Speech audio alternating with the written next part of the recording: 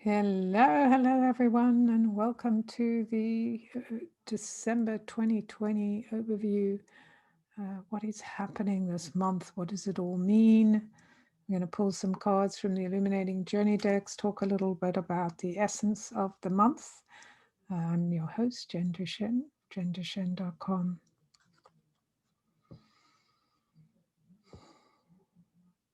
I'm a great believer in freedom. So my work is all wrapped around this idea of guiding my clients to find the freedom within them, the answer to freedom, to doing what is our desire is within us, right? It's our beliefs that move us towards where we want to go. And that's the thing about December 2020. It is a 12-month always. There's always a 12 in December. It's the final month of the year, the 12th. The 12 number is karmic. It's about endings. And definitely on our calendar that we use traditionally, this is an ending. It is a culmination. It's a gathering of the wisdom we have learned through our experience of the 12 months. So really something to think about. And then in terms of universal numbers, since 2020 is a 4, we are activating all the numbers this month. So 4, the 20 of the 2020, the 2s about the relationship with ourselves and others, our relationship to our inner balance, our outer balance, to the whole picture of what's available, the complete continuum on Earth, in the galaxies, that everyone around us is part of the same complex structure, that we all are connected. And that's very much about the 20s and the 2s and the 4s, this idea of being open to releasing the old sense of judgment, that what we have considered to be right and wrong, expected or unexpected, is all dissolving. Like none of that is necessarily going to be true going forward. In fact, this year we have learned that a lot of our so-called truths and values are being shattered, that we're being called to come back to our spirit, the inner knowing, to the place we have tried to run away from. Like, don't want to deal with my feelings. I just want to get out and be successful. And yet all of it is connected. So this is a really important time to be thinking about the process of being able to eliminate an attachment to ideology and beliefs that we have been handed, and going, yes, this is the way it is, because now it's all changing. The rules, the process, the way we operate is all dissolving and becoming something different. And in fact, in this final month of December, how incredible that the universe laid this out for us, that this month would be the month of such incredible power. So the 30th of November, we began the first eclipse of the final eclipse season of the year in Gemini, full moon, very much about opening our minds to something new, this expansion, which can be very, excuse me, very painful in many ways, because we're forced to deal with our issues, forced to face the beliefs that have held us trapped. We're having a major solar eclipse, which is a full eclipse in Chile and a couple of other places on December 14th. And then on the 21st, we have the solstice, which is such an important part of our light, our connection to the light and dark, to all of those things, what some people call shadow and light or whatever. It's very, very important. The solstice, which is, on the southern hemisphere, it's this, the light starts to shrink. In the northern hemisphere, the light starts to expand. So all of this play on light and dark, where we are taking on this new energy. And this year we have this amazing connection where Jupiter and Saturn connect at 0 degrees. This thing does not happen in Aquarius very often, a rare thing. And this rarity, which could be considered the Star of Bethlehem that people talk about, or even, earlier, this idea of the coming together of two major planetary bodies that have been part of the world for a long time. So these are ancient bodies that have been looked at and seen in the sky for a long time. So it's this dissolving of the illusion when we're stepping into the 0 point of meeting of two great bodies. Saturn is about time and responsibility and application, devotion, and Jupiter is about expanding and benevolence. So expanding what we see, and this is really what this is all about seeing things differently, breathing things in differently, understanding and reading them differently. Because remember what I talked about, the laws? Well, that's very Jupiterian and very Saturnian, this idea of being structured. And in fact, the celebration that many people based Christmas on, or there's many different reasons Christmas, Saturnalia was one of them. It was introduced by the Romans to celebrate Saturn, and it was a feast and festival. So the recognition of the power of limits. When we have a limit, it helps us to expand, right? As the opposite is a limit crushes us, is thinking about the expansion of a limit, that we can go all kinds of places, but no matter where we go and what we do, we always need some kind of framework to do it. We need a destination. We need a boundary which goes, okay, so far, and this is what I'm going to work within. And this is what we're being given, the benevolence of seeing time and our lives in something very different. So we're exploding into a space that feels very boundless. And that boundlessness, because there are other planetary bodies at work, Neptune, for instance, there's many others. But basically what they're doing is they're dissolving the boundaries. And so this can create a sense of insanity, if you will, like a sense of craziness. And you probably see people behaving in this way because when they can't feel the limit, when they don't know the limit is gone, right?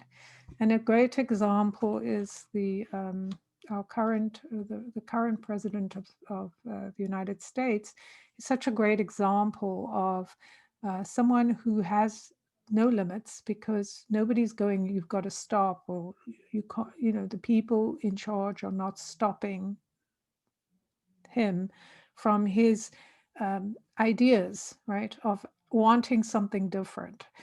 And so without that limit, it just kind of like everything just goes out of control. And so there's a sense of out of controlness. And some people, it's about discovering and creating. And some people, it's like, I've lost touch with reality. So in a sense, we're all losing touch with reality. And so for some of us, it'll be harder than others. Many people who've lived in those places of being disconnected or spiritually connected, but not feeling in their bodies. I've certainly experienced a lot of that in my life. So wanting to escape the physical experience are now needing to step more boldly into the physical experience. Like, yeah, I want to be in my body. I want to experience what it feels like to be an empowered human with a physical body. And that's our limitation, but it's also our vehicle, our vessel for traveling. So super exciting when you think about it like that, like this opportunity to be so embodied and to or be disembodied. Like some people are choosing to go off on a tangent and feel like disconnected from other people's reality. I want to hold on to my reality, like the example I gave. is that sense of, and these are just my, everything I say, of course, is my opinion or what I hear from the records. So you may not agree with it, but it's an idea of looking at how, when you're in a space which is boundless and expanded and you can't see the edges, right? So it's all the unknown. You don't know where it ends, where it's going, what it means. And so you have to create your own boundaries. And so the boundary is, you go, this is how I'll do it. This is what I'm going to do. This is what I can do. We look at something like the COVID experience is, again, one of those boundless things. You don't really know what's true. Is what this person's saying true? Is what that person's saying true? We don't know. Is this person's experience and that, they're all different. So it's this sense of being completely at sea with all of these things happening. And the only way we get to steer our vessel is by deciding what limitations we can kind of frame around what we're doing. So we feel a greater sense of connection to ourselves and to the divine and to the earth. Like, what can I do knowing I don't know? Well, I can, wear a mask, or I can, wash my hands often, or make sure I stay at home, or whatever it is that we decide that we want to do, whether it's about COVID or living our lives or watching people around us implode because they don't know how to deal with this idea that the fences are down, right? All the walls and fences are down. So some people are going to gather in closer and try to quickly rig up some fences and put in more rules. And other people are going to be like, wow, this is amazing. It's just boundless and endless. And then others will go like, yeah, this is great, but I still need a boundary because I can't function without having some limitation. Like, I know, okay, the day and night, we have that, right? We know that the day begins and ends. And so we can go, well, at the end of the day, this is what I want to have done, right? And that's a boundary, right? So thinking about it in those terms is very powerful. In terms of the month itself, of being a 16-7 month, so it's the 4, 20, 2 and 2 is 4 plus 3. Wait, what am I saying? 4 plus 12. 12, 13, 14, 15. Am I doing that right? 4, 5, 6, 7. Yes, 7. Well, it's a 7 month anyway. 7, and it's a 16. You can tell my brain's going boundless. Anyway, it is a 16-7 month or 7 month. Some people will say it as a 7 months. So you can take it as a 7, 3 and 4. This is really interesting that we have this number, the 7, at the final month, with the 12 and the 4 and the 2. 7 is about our minds or our souls coming into connection with our, our wisdom, coming into connection with the physical reality. It's kind of what I'm talking about. This whole idea of going, what is true for me? What do I value? How can I retreat into myself to discover the treasure within me? And not rely so much on what other people are telling me or what seems to be true, or even what I trusted in the past. Because the whole idea about this 7 or 16, whatever, is this idea of being highly intuitive, highly connected to the information you're receiving from the divine, from the earth.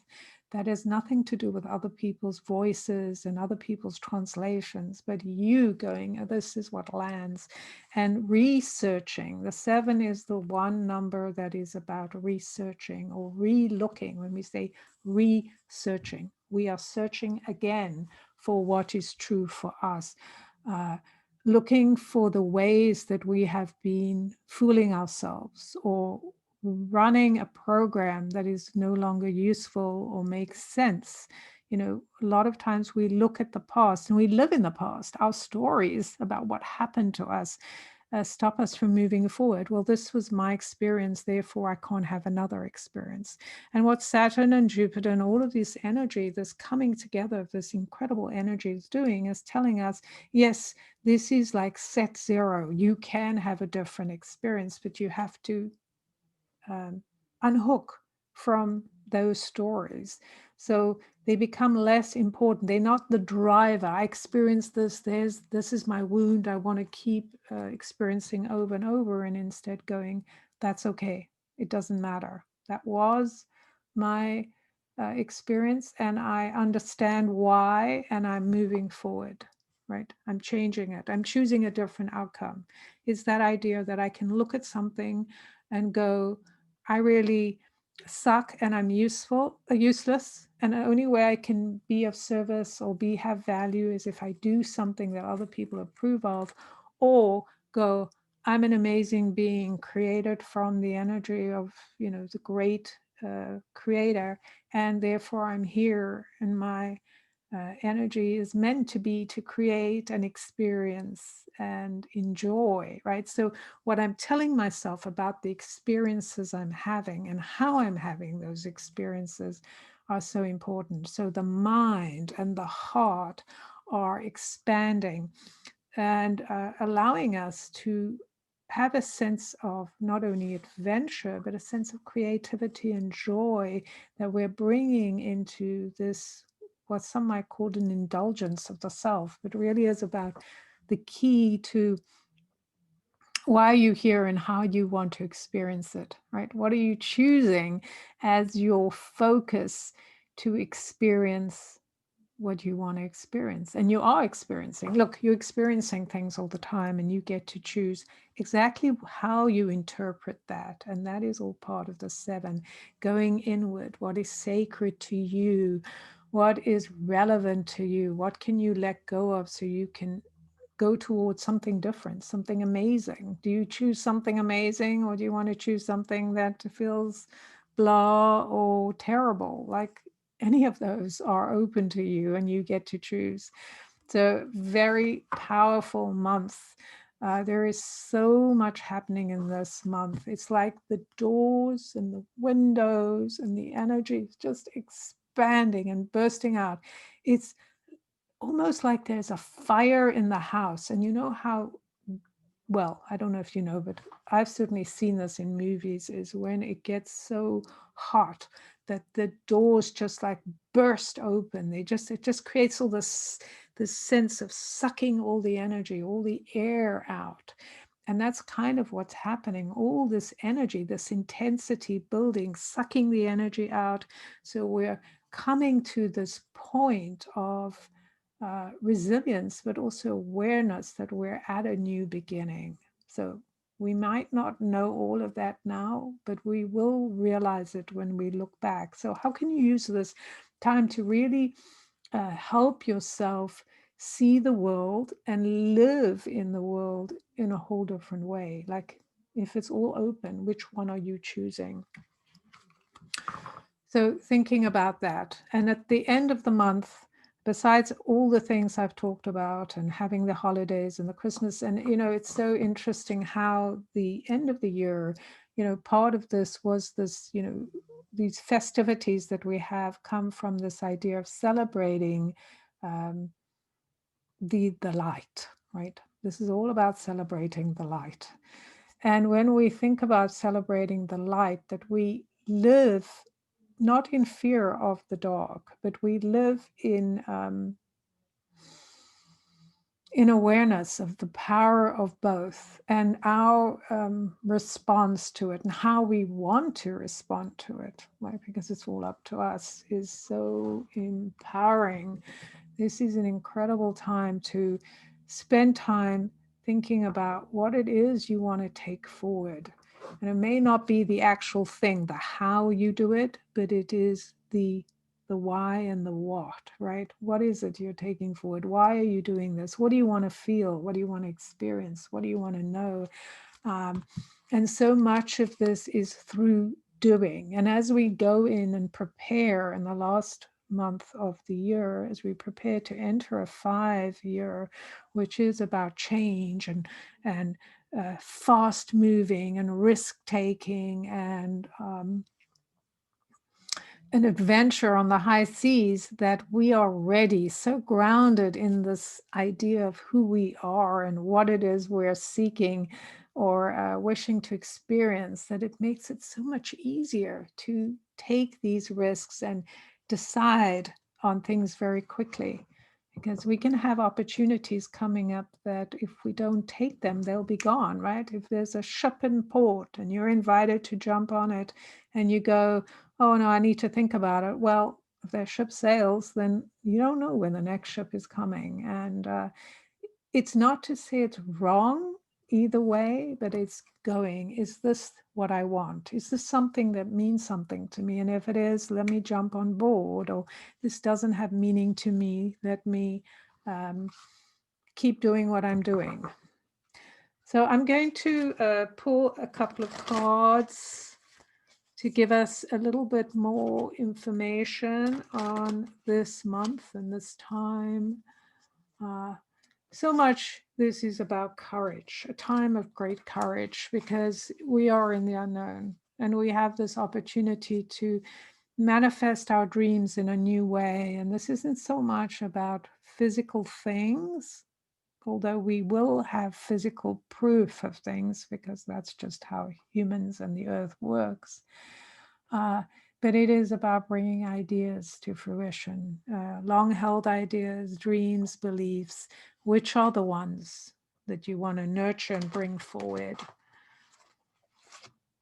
All right, so the first card I get is the 24, and I love that this card has come up because this is so much about the lushness of what's available to us, everything there. Like you can be sitting there thinking, well, everything's here.